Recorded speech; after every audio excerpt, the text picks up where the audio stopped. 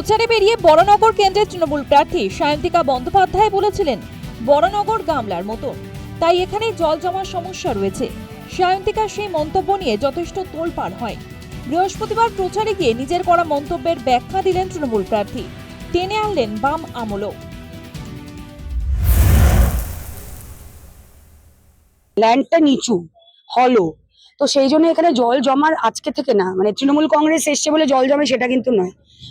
CPM আমলেও যখন 2011 আগে আমি বলছি, বামফ্রন্ট সরকারের আমলে যখন যেখানে জল জমতো সেখানে 3-4 দিন জল নামতো না। তোমরা যে কোনো রেসিডেন্টদের কাছে এই যে আমি যে ভাষাগুলো যে কথাটা বলছি সেটাই তারা বলবে।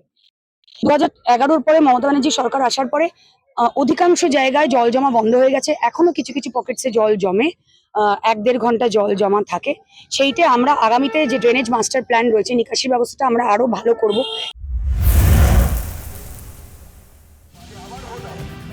বড়নগর মল্লিক কলোনি অঞ্চলে দলীয় কর্মীদের সঙ্গে নিয়ে প্রচার করলেন বিজেপি প্রার্থী সজল ঘোষ।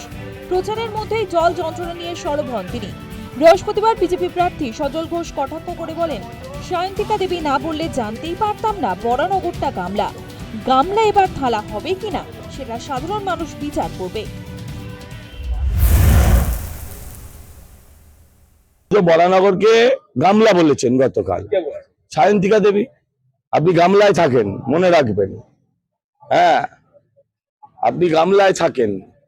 বরানগরটা যে গামলা এটা এতদিন বাদে জানলাম। গামলা থালা হবে কিনা সেটা এই অঞ্চলের মানুষ ডিসাইড করবে।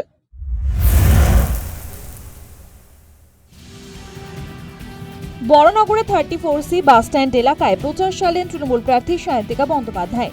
বিরোধীদের কটাক্ষের উত্তর দিতে নারাজ তিনি। বড়নগর পুরসভার 18 নম্বর ওয়ার্ডে মতুয়া সম্প্রদায়ের মাঝে ঢোল বাজিয়ে নাচের তালে অভিনব প্রচার সারলেন সায়ন্তিকা।